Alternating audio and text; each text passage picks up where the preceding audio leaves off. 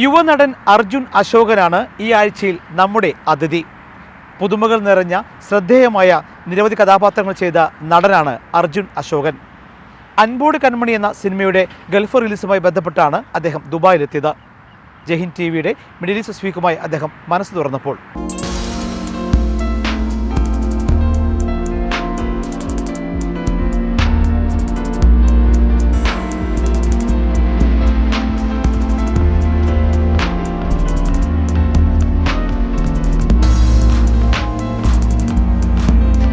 നമസ്കാരം. ജയ്ഹിന്ദ് ടെലിവിഷനിലേക്ക് സ്വാഗതം. ഈ അൻപോട് കൺമണി എന്ന മൂവി ഏത് ജോണറിൽ വരുന്ന മൂവിയാണ്? എന്താണ് പ്രതീക്ഷകൾ? അതേക്കുറിച്ചൊന്ന് പറയാമോ?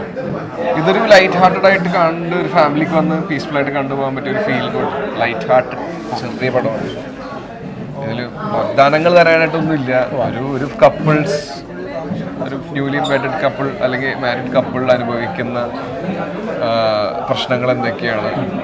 എല്ലാവരും അനുഭവിക്കണമെന്നില്ല, പക്ഷെ നകുലനും ശാലിനിയും അനുഭവിച്ചുകൊണ്ട് പോകുന്ന പ്രശ്നങ്ങൾ എന്താണ്, നാട്ടുകാരുടെ പ്രശ്നമായാലും അത് വീട്ടിൽ എങ്ങനെ എഫക്റ്റ് ചെയ്യുന്നു, ഒരു പെൺകുട്ടി കല്യാണം കഴിഞ്ഞ് വന്നിട്ട് എങ്ങനെ അവിടെ അഡ്ജസ്റ്റ് ചെയ്ത് പോയിക്കൊണ്ടിരിക്കുകയാണ്, അതിൻ്റെ എത്ര പ്രശ്നങ്ങളൊക്കെ വരുന്നുണ്ട്. അപ്പോൾ അതൊക്കെ പറഞ്ഞു പോകുന്നൊരു സബ്ജക്റ്റാണ് അൻപോട് കൺമണി. പക്ഷേ ഈ പടം വന്ന് കണ്ട് ഫാമിലിയൊക്കെ ഹാപ്പി ആയിട്ട് ചില്ല് ചെയ്ത് കണ്ണൊക്കെ ഒന്ന് അറിഞ്ഞ് ഫീൽ ഗുഡായിട്ട് പോകാൻ പറ്റും ചെറിയ കുട്ടിപ്പടം. ഈ രോമാഞ്ച് സിനിമയിലൂടെ തലയാട്ടി കൊണ്ട് മലയാള സിനിമയിൽ തലയെടുപ്പുള്ളൊരു നടനായിട്ട് അർജുൻ പ്രൂവ് ചെയ്ത് കഴിഞ്ഞിരിക്കുകയാണ്. ഞാൻ അത് ചോദിക്കുകയാണ്, അച്ഛനായിരുന്നു ആദ്യത്തെ ഹീറോ? ഓഫ്കോഴ്സ് അച്ഛനല്ലേ ആദ്യത്തെ ഹീറോ. കാരണം സിനിമ കാണുമ്പോഴും ജനിച്ച സമയത്തൊരു സിനിമ ആണെന്ന് തുടങ്ങിയതാണ്. സിനിമയിലേക്കുള്ള ആകെയുള്ള ഒരു കണക്ഷൻ അച്ഛനാണ്. പിന്നെ എല്ലാ കുട്ടികളെയും പോലെ സ്വന്തം അച്ഛനായിരിക്കുമല്ലോ സൂപ്പർ ഹീറോ എപ്പോഴും. അപ്പോൾ പ്രത്യേകിച്ച് പറയാനൊന്നുമില്ല കേട്ടോ, ആ ബാക്കി തന്നെ ഉണ്ടല്ലോ. ഞാൻ ചോദിക്കാനും അച്ഛൻ മിമിക്രിയിലൂടെയാണ് ഹാസ്യനടനായിരുന്നു, പക്ഷേ മകൻ വേറെ രീതിയിൽ പെർഫോമൻസാണ് കാണിക്കുന്നത്. അച്ഛൻ ഇപ്പോൾ മാറി തുടങ്ങി, അച്ഛൻ ഒരുപാട് മാറി ചെയ്യുന്നുണ്ട്. എന്താണ് അച്ഛൻ പഠിച്ചെന്താണ്? സത്യസന്ധമായിട്ട് നിൽക്കുക, ചെയ്യുന്ന എല്ലാത്തിനും ഹാപ്പി ആയിട്ട് നമ്മൾ ചെയ്യണതിൽ സത്യസന്ധത ഉണ്ടാക്കുക, അത്രമാത്രം. പിന്നെ പഠിപ്പിക്കേണ്ട ആവശ്യമില്ല, സ്വന്തം ചോരയല്ലേ, എന്തെങ്കിലുമൊക്കെ ഉണ്ടാവില്ല. അതെ. ഈ ഭ്രമയുഗത്തിലെ പെർഫോമൻസ് അതിഗംഭീരമായിരുന്നു. മമ്മൂക്കയുടെ കൂടുതൽ അഭിനയം അത് കണ്ടുകൊണ്ട് പറയാൻ മാത്രമല്ല രോമാഞ്ച പെർഫോമൻസ് അറിയാം. എവിടെയാണ് ഒരു മാറ്റം അർജുൻ രേഖപ്പെടുത്തിയത്? എന്ന് മുതലാണ്? ഞാൻ ആദ്യമേ തൊട്ട് ഒരു മാറ്റം എനിക്ക് ആഗ്രഹം ഉള്ളൊരു വ്യക്തിയാണ്. കാരണം പറവയിലാണ് അഭിനയം എന്താണെന്ന് ഞാൻ അറിഞ്ഞു തുടങ്ങിയത്. പിന്നീട് ബിടെക് ചെയ്തു, ജൂൺ ചെയ്തു, വരുത്തം ചെയ്തു. ഈ ബിടെക് ചെയ്തതിനു ശേഷം വരുത്തം ചെയ്യാൻ കാരണം എനിക്ക് മാറി ചെയ്യണം എന്നുള്ളതുകൊണ്ടാണ്.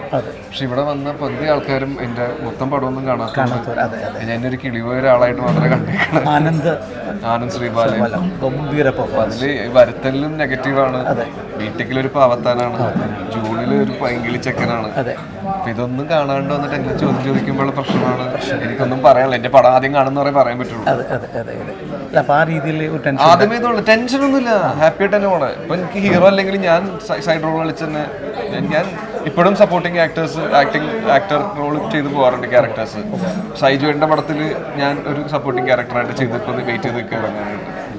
ഹീറോ മാത്രം ഒന്നുമില്ല, നല്ല ക്യാരക്ടറാണെങ്കിൽ വില്ലനടക്കം ചെയ്യാൻ തുടങ്ങിയത്. മലയാള സിനിമ പലപ്പോഴും പല സന്ദേശം നൽകാറുണ്ട്. വെള്ളം സിനിമ കണ്ടിട്ട് അജു വർഗീസ് മദ്യപാനം നിർത്തി കേട്ടിട്ടുണ്ട്. അവിടെ ഒരുപാട് സന്ദേശങ്ങളുണ്ട്. ചില സിനിമകൾ സ്വാധീനിക്കപ്പെടുന്നുണ്ട്. വെള്ളം സിനിമ കണ്ട് കഴിഞ്ഞ ദിവസം വാർത്ത വന്നു, വേറെ മദ്യവും നിർത്തി സ്വന്തം കാറ് വാങ്ങിച്ചു, അത് ജയസൂര്യ കാണിക്കാൻ പറഞ്ഞു. ഞാൻ ചോദിക്കുകയാണ്, ഈ സിനിമയാണ് സന്ദേശം എന്തെങ്കിലും ഉണ്ടോ? സന്ദേശങ്ങൾ നല്ലതാണോ? ഒരു പക്ഷേ അടുത്ത കാലത്ത് മലയാള സിനിമയിൽ ക്രൈം ത്രില്ലർ മൂവി കൂടിക്കൊണ്ടിരുന്ന പശ്ചാത്തലം, അതിന് കാരണം എന്താണ്?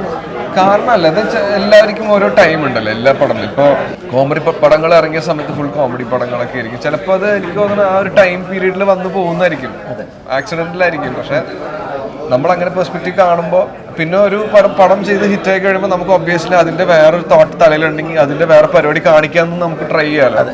അപ്പോൾ അതൊക്കെ ആയിരിക്കാം അങ്ങനെ വരുന്നത്. ഇപ്പോൾ ഈ അൻപോട് കൺമണിയിൽ പറഞ്ഞു പോകുന്ന പരിപാടി എന്താ വെച്ചാൽ, ഇങ്ങനത്തെ സിറ്റുവേഷൻ കുറേ വർഷങ്ങളായിട്ട് ആൾക്കാർ നടന്നുകൊണ്ടിരിക്കണതാണ്, ഫേസ് ചെയ്തിട്ടുണ്ട്, ഇപ്പോഴും ഫേസ് ചെയ്തുകൊണ്ടിരിക്കുകയാണ്. ഇനി ഫേസ് ചെയ്യാൻ പോകുന്ന തലമുറകൾക്ക് ഏത് രീതിയിൽ അത് ഈസി ആയിട്ട് ഹാൻഡിൽ ചെയ്യാൻ പറ്റും, ചിലപ്പോൾ പറ്റാതിരിക്കാം. പക്ഷെ ഈ പടം കാണുന്നു കുറച്ചൊക്കെ മനസ്സിലാക്കാൻ പറ്റും എന്നുള്ളൊരു വിശ്വാസമാണ്. ചേർത്ത് വയ്ക്കട്ടെ, ഇപ്പം ബ്ലഡിൻ്റെ ഒരു ഉപയോഗം, രക്തക്കറകൾ പറഞ്ഞ സിനിമ ഒരുപാട് വരുന്നുണ്ട്, വയലൻ്റ് പടങ്ങൾ. അതിലും ടെൻഷനുണ്ടോ? തലമുറയ്ക്കോട് ഒരു കുറച്ചുകൂടി സീൻസ് കൂടി പോയിന്നൊരു അഭിപ്രായം. അതിന് നമ്മൾ റേറ്റിംഗ് കൊടുക്കണം, അതിനല്ലേ 18+. അതിനൊക്കെ കൊടുക്കണം. അതുകൊണ്ടാണ് അങ്ങനെ ആ ഏജ് കാറ്റഗറി കണ്ടാൽ മതി, കാണാൻ പാടുള്ളൂ. പിന്നെ നമ്മുടെ പേരന്റിങ് പോലെ ഇരിക്കും ബാക്കി. നമ്മളും ഗൈഡ് ചെയ്യണം, നമ്മുടെ പിള്ളേരെ നമ്മൾ ഗൈഡ് ചെയ്യാൻ വേണ്ടിയാണ് ഒരു 18 വരെ നമ്മൾ കൂടെ അതിനാണല്ലോ നമ്മളുള്ളത്, അച്ഛനും അമ്മയും ഉള്ളത് അതിനാണല്ലോ. സിനിമ എന്ന് പറയുമ്പോൾ എല്ലാ ടൈപ്പ് പടങ്ങൾ ഇറങ്ങണം ചെയ്യണം എന്നുള്ള ആഗ്രഹമുള്ള വ്യക്തികളാണ്. അപ്പൊ അങ്ങനെ നമ്മൾ ലിമിറ്റ് ചെയ്യാൻ ഒരിക്കലും ഇല്ല. സമൂഹത്തെ സ്വാധീനിക്കപ്പെടുന്നില്ലേ അർജുൻ? സിനിമ അല്ലാണ്ട് പല കാര്യങ്ങളും സമൂഹത്തിനെ സ്വാധീനിക്കുന്നുണ്ട്. അതിനെപ്പറ്റി ആരും വേറെ ഒന്നും ഓപ്പണായിട്ട് സംസാരിക്കണമില്ല, ചർച്ച ചെയ്യുന്നില്ല. സിനിമ മാത്രമാണ് എപ്പോഴും ശ്രദ്ധിച്ചാൽ മതി. ഇപ്പൊ കൊറോണ വന്നപ്പോൾ ഫസ്റ്റ് അടച്ച തിയേറ്ററാണ്, കൊറോണ ഫ്രീ ആയപ്പോൾ ലാസ്റ്റ് തുറന്നതും തിയേറ്ററാണ്. അതിന് കാരണമുണ്ട്, ഇല്ലാന്ന് ഒരിക്കലും ഇല്ല. പക്ഷെ അതേപോലെ തന്നെയാണ് cinema is easy medium for ആൾക്കാർക്ക് not reach even reach but easy ആയിട്ട് ആൾക്കാരെ സ്വാധീനിക്കാൻ പറ്റും ഈസി ആയിട്ട്. അപ്പോൾ അത് നമ്മൾ പറയണം, സിനിമയാണെന്നുള്ള ചിന്ത എപ്പോഴും നിൽക്കണം, ആവേശം വേണം. പക്ഷെ ഇല്ലാന്നില്ല, എല്ലാം ഒരു മീഡിയത്തിൽ കൊണ്ടുപോകാൻ പഠിക്കണം നമ്മളെല്ലാം. ഒരുപാട് സിനിമ ലോഞ്ച് സ്ഥലമാണ് ദുബായ്. എങ്ങനെ കാണും ദുബായ്? ദുബായ് ഇപ്പൊ ഇത് എൻ്റെ അടുത്ത് പറഞ്ഞായിരുന്നു, കഴിഞ്ഞ ആഴ്ച കണ്ടു, ഇന്ന് അടുത്ത ആഴ്ച കാണാൻ പറ്റുക. നമുക്ക് ദുബായ് ഇല്ലാണ്ട് പറ്റൂല. നമുക്കൊരു സത്യം പറഞ്ഞ ഒരു പീസ് ഓഫ് മൈൻഡാണ് ദുബായ് വന്നത്. കാരണം നാട്ടിൽ എല്ലാവരും ഇഷ്ടമാണ്, പക്ഷെ എന്നാലും ദുബായിൽ വന്നപ്പോൾ കുറച്ച് കൂടുതൽ സ്നേഹമാണ് നമുക്ക് കിട്ടുന്നത്. അതൊരു സന്തോഷം. അൻപുൾ കൺമണി സൂപ്പർ ഹിറ്റ് ആവട്ടെ. All the best. Thank you so much.